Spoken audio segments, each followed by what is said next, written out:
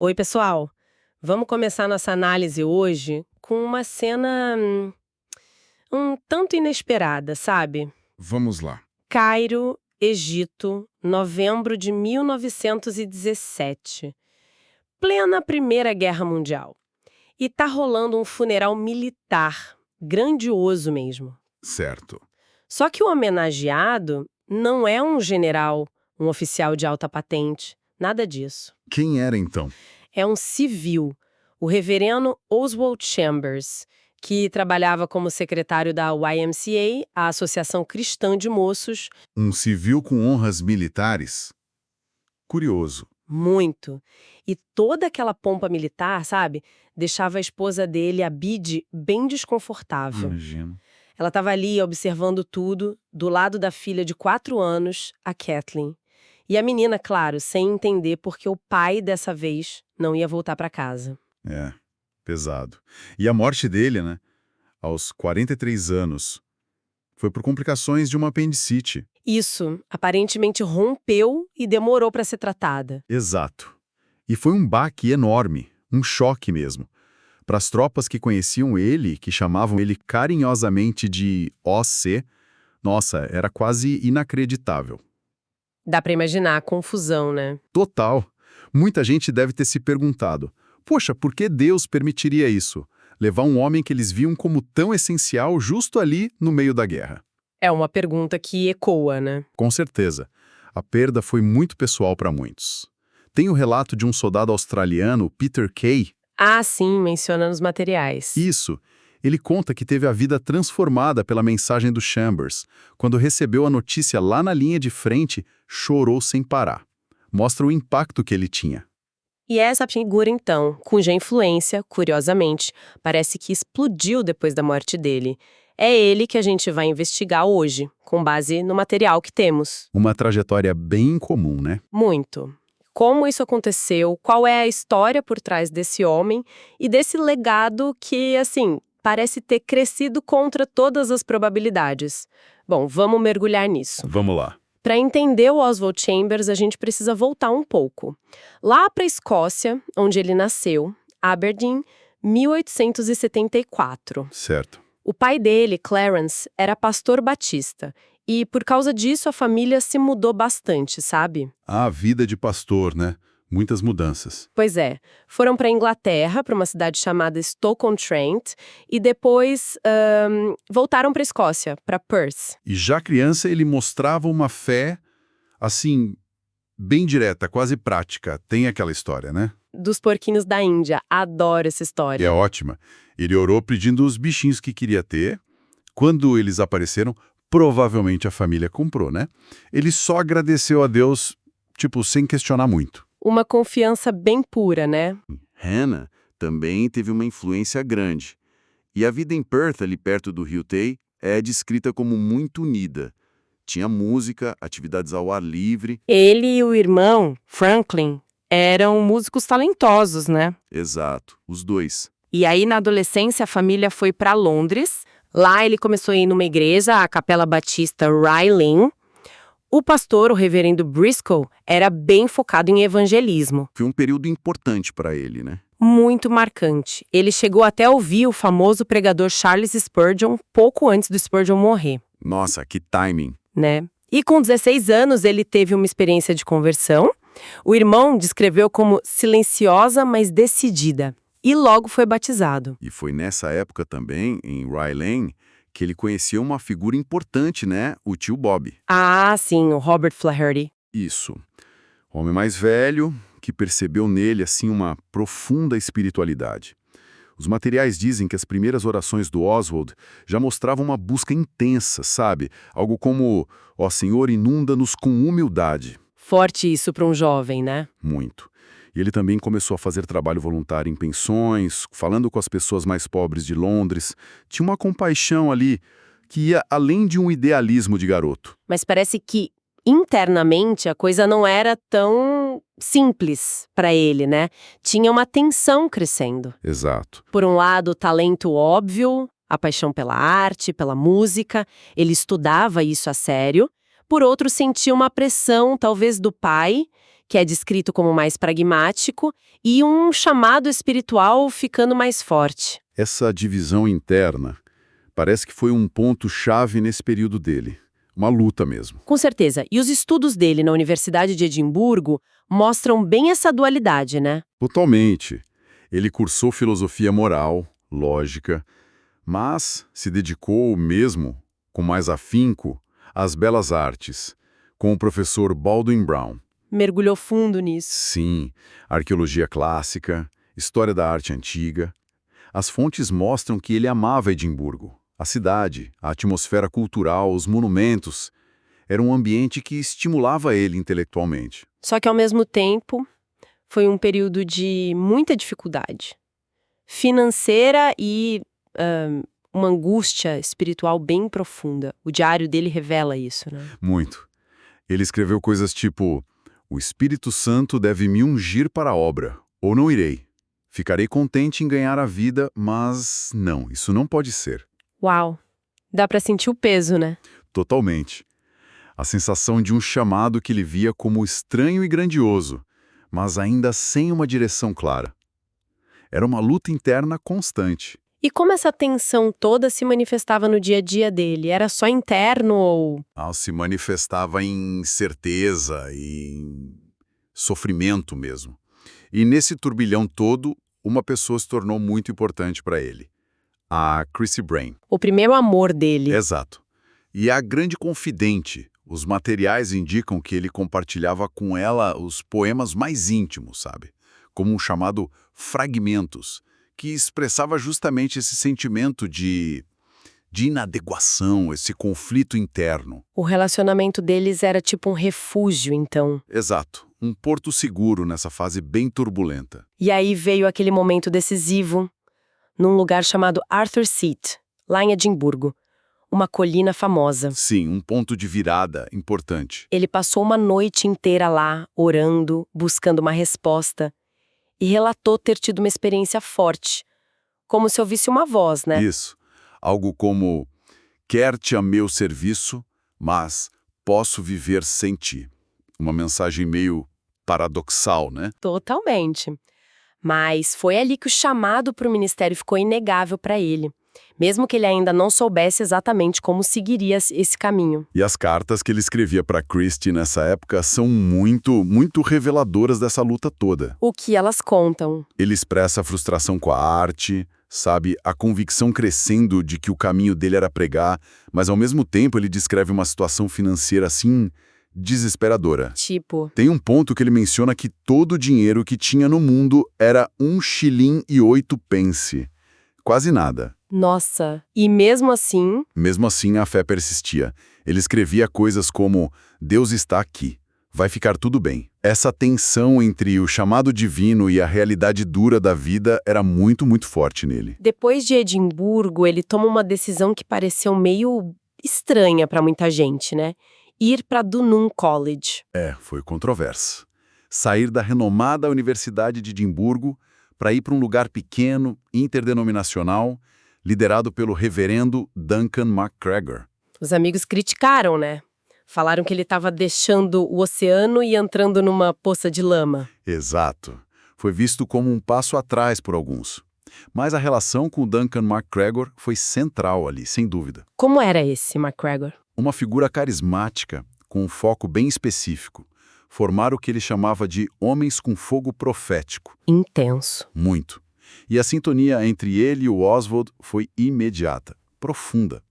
Oswald chegou a escrever: nunca amei um homem como amo. Que forte. E o currículo lá? Era só espiritual? Não. Tinha as matérias esperadas, hebraico, grego, teologia, mas o objetivo do MacGregor ia muito além do acadêmico, sabe? Era forjar homens apaixonados por Deus e pelas pessoas. Uma formação mais integral, talvez. E mesmo nesse ambiente, com essa conexão forte com o MacGregor, o Oswald descreve esse período como 4 anos de inferno na Terra. É impressionante isso. É chocante, né? porque por fora parecia que ele estava progredindo, foi ordenado, virou um pregador conhecido, requisitado, até tutor na faculdade. Então, o que os materiais indicam como a fonte dessa angústia tão profunda não era a falta de sucesso externo. Não, vinha de dentro. Totalmente. Ele sentia uma hipocrisia enorme, sabe? Uma consciência muito aguda do que ele chamava de dualismo abominável nele mesmo. Essa diferença entre a aparência e a realidade interna. Exatamente. A luta interna contra o orgulho, contra o pecado, ele sentia isso de forma muito intensa. E foi nesse período também que ele rompeu com a crise. Ah, verdade. Um ato que ele viu como um sacrifício doloroso, mas necessário para se entregar totalmente a Deus. Isso deve ter pesado muito. Com certeza. E teve também um episódio em que ele foi falsamente acusado de alguma coisa, alguma má conduta. Isso parece ter intensificado ainda mais essa autoanálise, que já era excruciante para ele. A poesia dele reflete isso, né? Diretamente. Os títulos como Humores, Pecado em Arrependimento, são um espelho dessa batalha interior. E como ele saiu desse inferno? Teve algum momento de virada específico em Dunon, tipo o de Arthur C? Teve sim, um clímax, pode-se dizer. Essa busca desesperada por algo mais, por uma realidade espiritual mais profunda, levou ele a focar numa passagem da Bíblia, Lucas 11:13. Que fala sobre o quê? Sobre Deus dar o Espírito Santo a quem pede. E numa reunião da Liga de Oração, uma organização que ele se envolveu, ele decidiu, de forma quase teimosa, reivindicar essa promessa para si. E como foi? O relato dele é de uma honestidade, assim, brutal. Ele conta que não sentiu nada de especial na hora. Ficou confuso, até meio constrangido quando a líder da reunião pareceu minimizar o que ele fez. Que situação? Pois é. Mas ele insistiu internamente, sabe? Pensou algo como, ou o cristianismo é uma fraude descarada, ou eu não entendi direito. O que é fascinante aqui é essa crueza, essa recusa em fingir uma experiência que ele não estava sentindo. E a ficha caiu depois, ele entendeu. Caiu. Alguns dias depois. Ele pregou, viu uma resposta incomum nas pessoas, e aí teve uma percepção súbita. Percebeu que, no fundo, ele estava buscando poder para ele mesmo, não para Deus. Ah, a motivação errada. Exato. Foi um momento de libertação, de rendição. Ele descreveu como se o último abismo doloroso do coração humano estivesse transbordando com o amor de Deus. Que virada! Uma virada fundamental.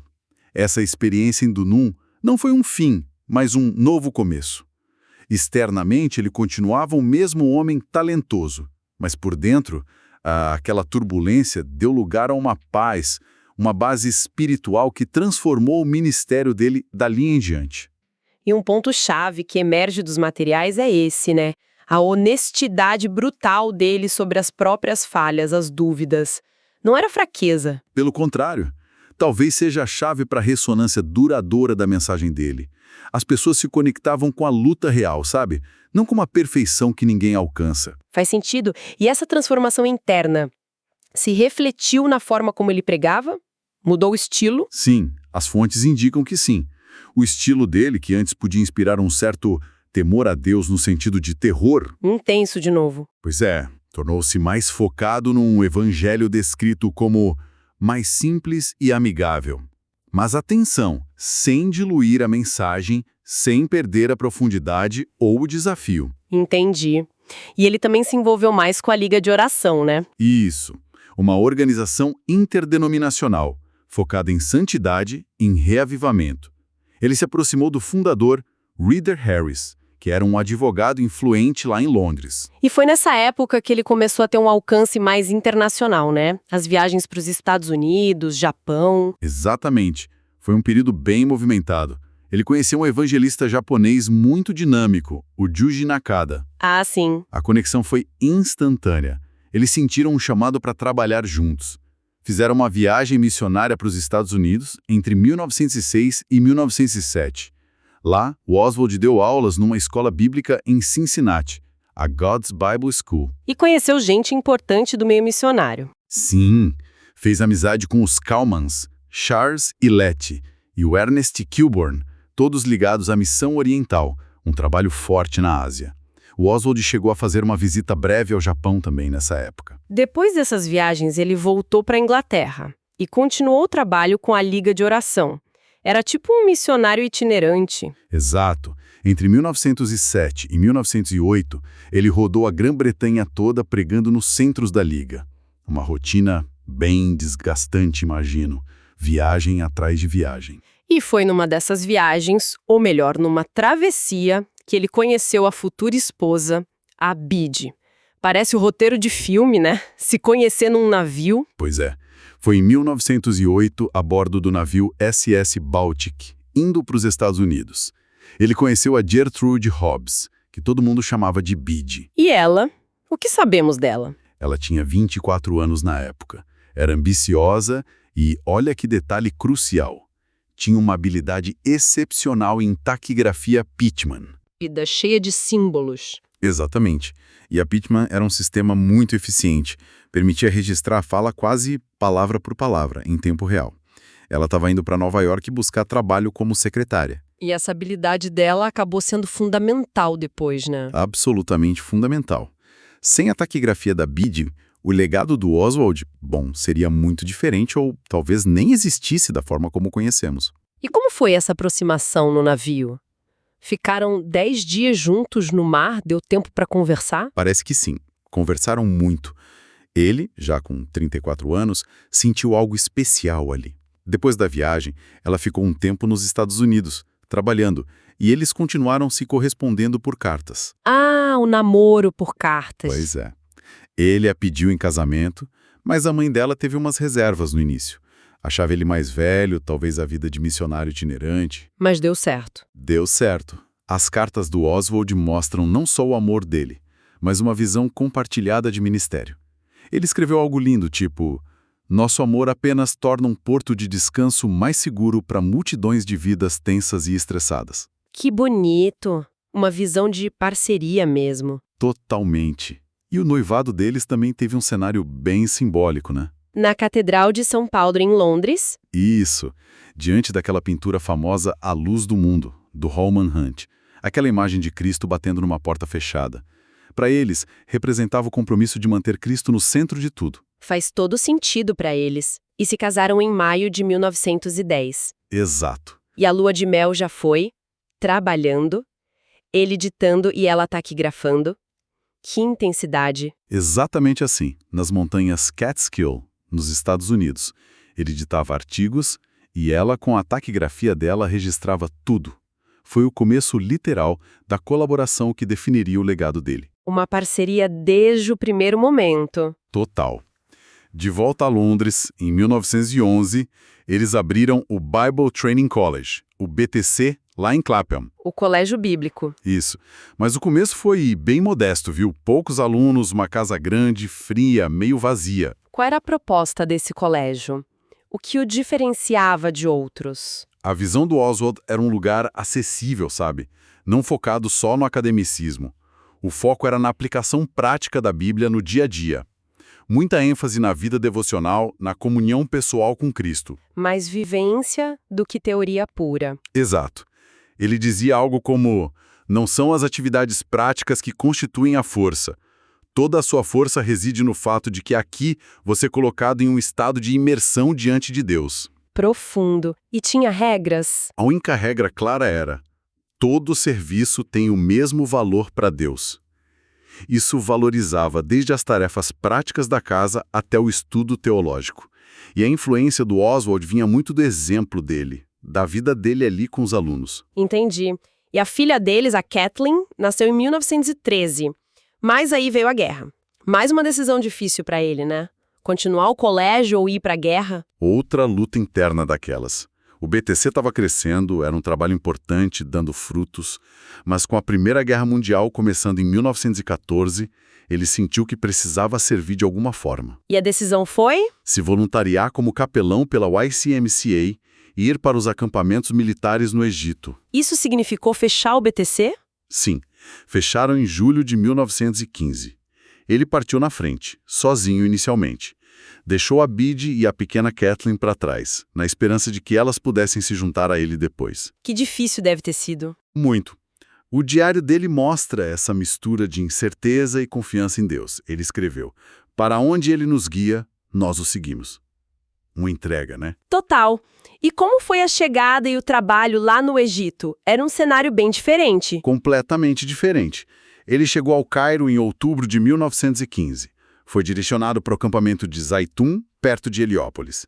Era um grande centro de treinamento, principalmente para tropas australianas e neozelandesas, os Anzacs. E o que ele fez lá? Logo de cara, ele montou uma cabana devocional, bem improvisada, para dar palestras e estudos bíblicos. Depois conseguiu construir um pequeno bangalô para morar. E em dezembro de 1915, depois de muita papelada e burocracia... Abid e a Kathleen chegaram. Exato. A família reunida de novo no meio do deserto. E com a família lá, como ficou a dinâmica do ministério em Zaitun? Deve ter mudado bastante. Mudou e se tornou um centro muito ativo. As palestras noturnas do Oswald na cabana.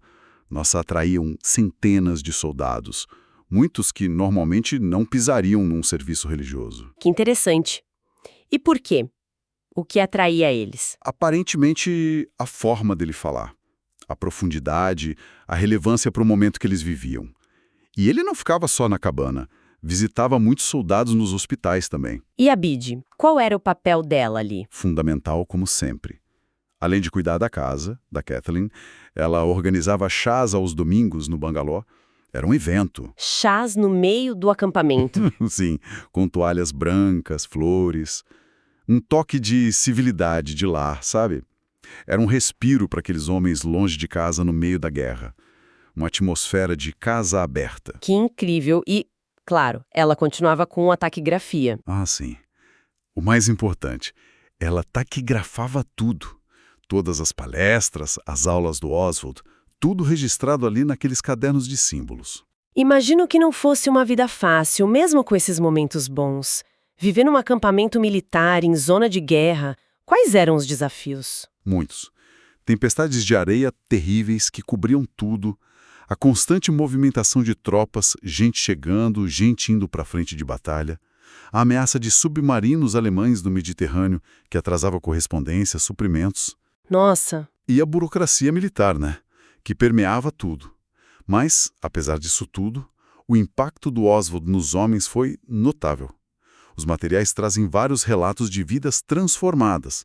Aquele Peter Kay que mencionei é só um exemplo. E a Kathleen, a filha deles, como era a vida dela ali? Uma infância bem peculiar.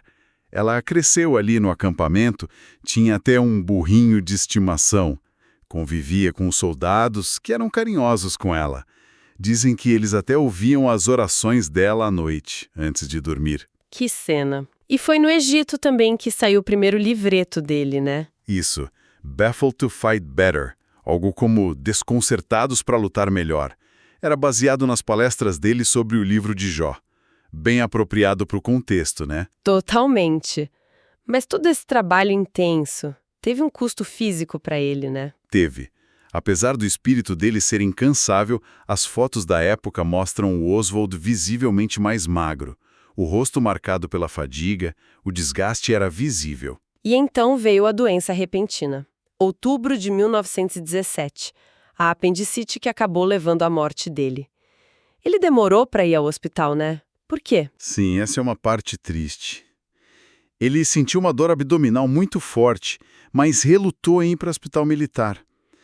A justificativa dele foi nobre, mas talvez imprudente.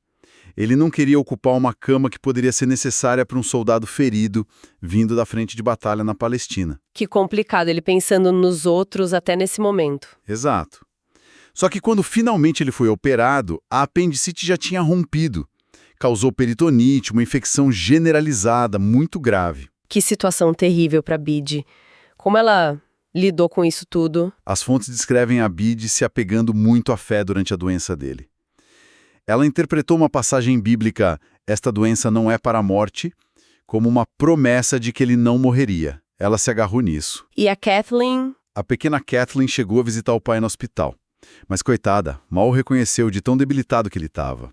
Ai... Teve uma breve melhora, pareceu que ia dar certo, mas a infecção era muito, muito grave. Oswald Chambers morreu em 15 de novembro de 1917. E a mensagem que a Biri mandou para os amigos e familiares, curta, mas cheia de significado para a fé deles, né? Exato. Oswald em sua presença. Para eles, era a certeza de onde ele estava. E aí voltamos àquela cena do início, o funeral militar em comum no Cairo, e depois, o que aconteceu com a Biddy e a Kathleen? Voltaram para a Inglaterra imediatamente. Não logo. Foi um período muito difícil, claro. Em meio à dor imensa, ela viajou para Luxor, no sul do Egito, com a Kathleen e uma amiga. Talvez buscando um espaço para processar o luto, respirar um pouco. E lá teve aquela história da visão, né? Sim. Uma conhecida da família, Bessie Zwemmer, que também estava em Luxor, relatou ter tido uma visão do Oswald dizendo que estava bem. E, de alguma forma, isso trouxe um consolo para Biddy. E ao retornar para Zaitun, Biddy e os outros membros da equipe que tinham vindo do antigo BTC tomaram uma decisão surpreendente. Decidiram continuar o trabalho no acampamento por mais um tempo, mesmo sem o Oswald. Que força! Muita. E aí, nesse contexto, aconteceu algo que mudou tudo. Um dos colegas, o Jimmy Hanson, teve uma ideia. Qual? Ele sugeriu, por que não imprimir um dos sermões do Oswald que a Biddy tinha taquigrafado, um chamado O Lugar da Ajuda. Imprimir como um folheto para distribuir aos soldados. Uma forma de continuar a mensagem dele. Exato. Eles fizeram isso. E a resposta foi imediata, avassaladora. Os soldados amaram e pediram mais. Queriam mais daqueles textos. Foi o começo de tudo, então. Foi o começo totalmente inesperado do que se tornaria essa vasta obra de publicação póstuma. E aqui tem um insight-chave que os materiais deixam claro. Sem a habilidade e a dedicação incansável da Biddy com a taquigrafia dela. E a disposição de transcrever depois. Exatamente. É quase certo que o legado do Oswald, como a gente conhece hoje, não existiria. As palavras teriam se perdido, a memória dele seria outra. Então a maior parte do que a gente lê do Oswald Chambers hoje veio desse trabalho da Biddy, feito depois da morte dele. É isso. É exatamente isso. A Biddy e a Kathleen voltaram para a Inglaterra em 1919. A vida não foi fácil para elas, não. Viveram modestamente.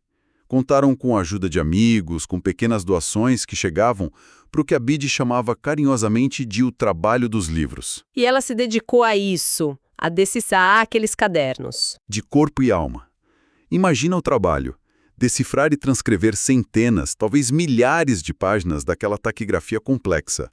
Com as palestras, as aulas do Oswald, dadas ao longo dos anos, tanto no BTC quanto lá no Egito. Um trabalho monumental mesmo. E o famoso devocional My Utmost for His Highest, tudo para ele em português, nasceu daí, desse esforço. Sim, foi o fruto mais conhecido desse trabalho gigantesco. Saiu pela primeira vez em 1927. O processo foi imenso. A Biddy selecionou trechos de inúmeras palestras, organizou tudo tematicamente, dia a dia, e pagou pela primeira impressão com as doações que recebia. E um detalhe fundamental que os materiais ressaltam, o nome dela mal aparecia, né? Exato. Só as iniciais B.C. ali no prefácio. Todo o crédito na capa ia para o Oswald. Ela se via genuinamente como um canal, um instrumento para que as palavras dele continuassem a falar. Uma abnegação impressionante. É incrível pensar no impacto desse livro, Tudo para Ele, e dos outros que ela compilou. Quantos livros foram no total, mais ou menos? São cerca de 50 títulos publicados sob o nome do Oswald Chambers. E todos, absolutamente todos, são fruto direto desse trabalho incansável de transcrição e edição da Biddy. Um trabalho que ela continuou por décadas. Uma vida dedicada a isso. Uma vida, e a dedicação era tamanha que... Tem aquela história da Segunda Guerra, né? Quando todo o estoque de livros foi destruído num bombardeio em Londres durante a Blitz, em 1940. Que perda! Um golpe financeiro enorme, e eles não tinham seguro. Era uma decisão consciente, baseada naquela filosofia de confiança radical em Deus que o próprio Oswald pregava. Eles recomeçaram. Essa história toda nos leva de volta à nossa pergunta lá do início, né?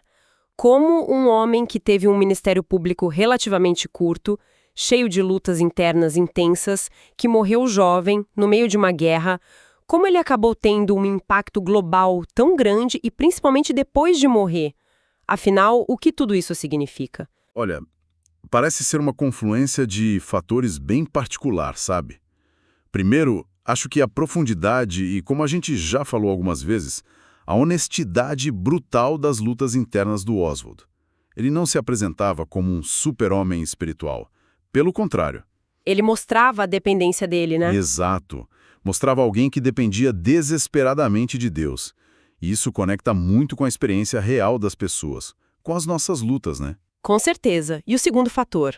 A clareza e a força dos insights espirituais dele, muito focados na entrega total a Cristo, na realidade da vida com Deus no aqui e agora, não só numa teoria distante, era algo prático, desafiador. E o terceiro fator, que talvez seja o mais subestimado? Um papel absolutamente central e, como você disse, abnegado da Bide. Sem a habilidade técnica dela na taquigrafia Pitman e principalmente sem a dedicação de uma vida inteira para organizar, transcrever, editar e publicar esse material, A gente não estaria falando dele hoje dessa forma. provavelmente não. A maior parte dessas palavras teria se perdido no tempo. A parceria deles, de fato, transcendeu a morte dele de uma forma impressionante. Foi uma coautoria póstuma, de certa forma. Isso nos deixa pensando, né? Talvez o legado mais duradouro não venha sempre de uma trajetória de sucesso visível, aplaudido, sem percalços. Pois é. Talvez venha da fidelidade encontrada no meio da batalha, da dúvida, até do que parece fracasso aos olhos do mundo. E de como palavras ditas num contexto muito específico, uma cabana no deserto egípcio, uma sala de aula em Londres, podem ecoar por gerações. Quando alguém se dedica a preservá-las e compartilhá-las. Exatamente. Fica a reflexão, então, qual o poder e a responsabilidade que temos ao registrar, preservar e, de certa forma, curar no sentido de cuidar, selecionar as ideias e experiências que a gente julga valiosas. O que escolhemos amplificar. Uma ótima pergunta para a gente terminar. O papel da memória e da transmissão.